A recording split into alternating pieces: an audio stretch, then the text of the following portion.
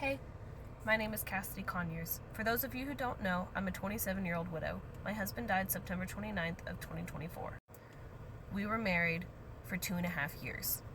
We knew each other for about 14 years though. We met in high school in marching band during band camp.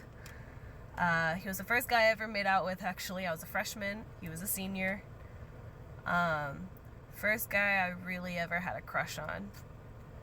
We lost touch for a long time, reconnected while he was deployed in Qatar, and fell in love over the phone. He proposed, I said yes, and it was the happiest 2.5 years of my entire life. The most peace I had ever felt, for sure. We had a daughter. Her name is Ariel. She's 6 years old. She was not biologically his, but her biological father was not super prevalent in her life. So he petitioned to adopt her, and he was in the process of adopting her when he passed away.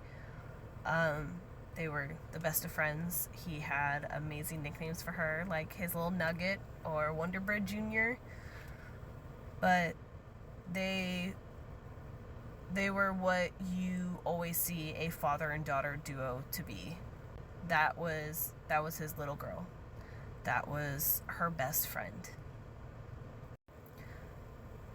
I think the best thing about it was that he never even second guessed it. He just accepted her as his.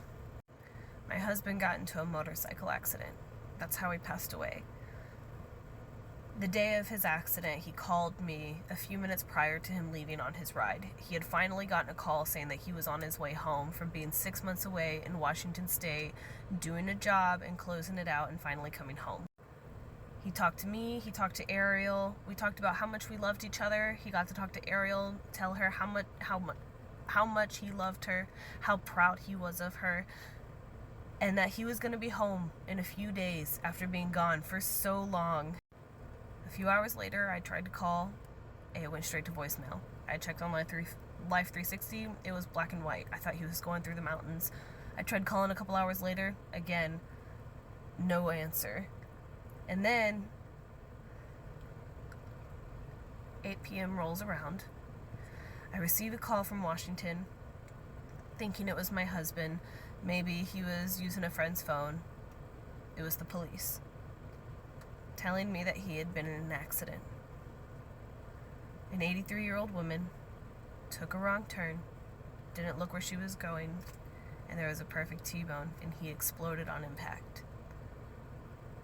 No time to think, no time to react, nothing.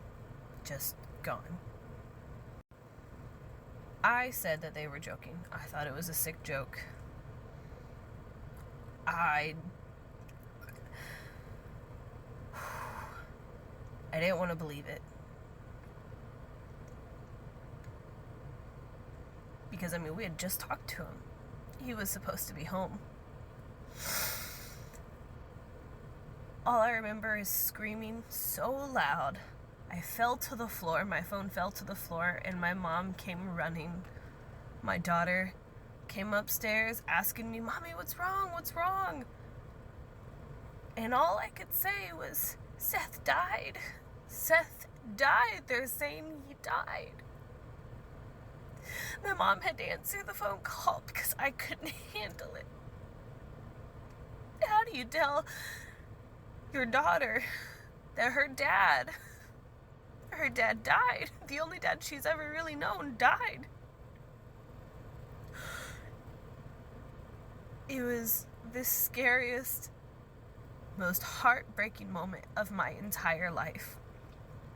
Everything in that moment changed my entire life, our entire future. He was supposed to be home in a few days. We were in contract to buy another house. We were supposed to start trying for another kid. We had our whole future set out for us. Everything was ready to go. It was perfect. We had that fairy tale marriage. It was so easy. It's so easy to love the person that you're supposed to be with. To talk to them, to be loyal to them. It's so easy. It was so easy. he was my peace. He was my home. And even when things went wrong on the outside, it felt easy with him because we were together. We did it together. There's not even a single memory that I can really say that encapsulates our relationship. I just know that when other people would come to us with their problems, we never understood why they were having these issues, because it's so easy to just love your partner and talk it through and figure it out and compromise and just be together, be one. When you're married, you are all one with each other. When that other half dies, a part of you dies with that. I never thought that I was worthy of having a love like that. I never realized how much I was actually compromising my own happiness because I didn't think I would ever find love like that. I didn't know love could look like that. What I do know is that with all of this and with all the grief, I know that I am worth love. I know that I am meant to be a wife. I know what I deserve, and I know that I won't settle for less anymore. My husband taught me how to be strong. He helped me become a better mother, a better parent. And I know that he would be proud of me because I'm trying. I'm doing my best. And I have to keep going. And I have to do better. And I can't let this define me. I will always love my husband, no matter what.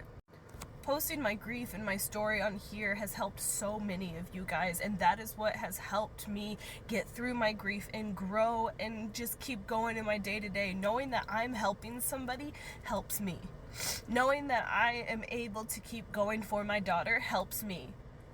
So this is why I do this. This is why I share my story with you guys. This is why everything is so raw, everything is so open. I'm not hiding anything. There's all honesty here. Because if I can at least help someone realize that they are not alone and that they don't have to go through it alone, whether it's grief or just day-to-day life, then that makes everything worth it. That makes this worth it. Please understand that everybody grieves differently.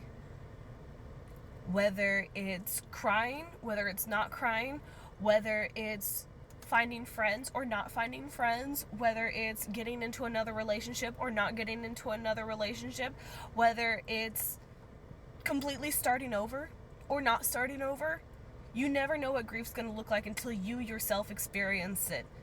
It's absolutely different, and there's no way to navigate it for absolutely anybody. We all have the same general feelings when it comes to grief, but absolutely every single person's journey is different.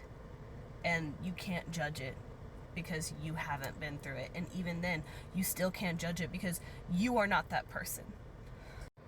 Don't let anybody else try and navigate your grief. You go through it however you want to go through it.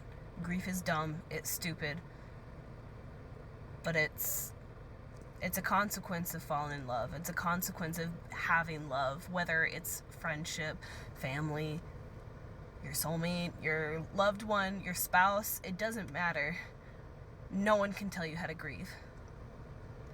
But it's gonna happen whether you like it or not. And you can either choose to go with it or to completely let yourself go. I'm choosing to move forward and do my best to continue growing and doing what's best for myself and my family. But you're not alone, and if you need someone to talk to, I'm here. I love you, and I love you guys. Thank you for listening.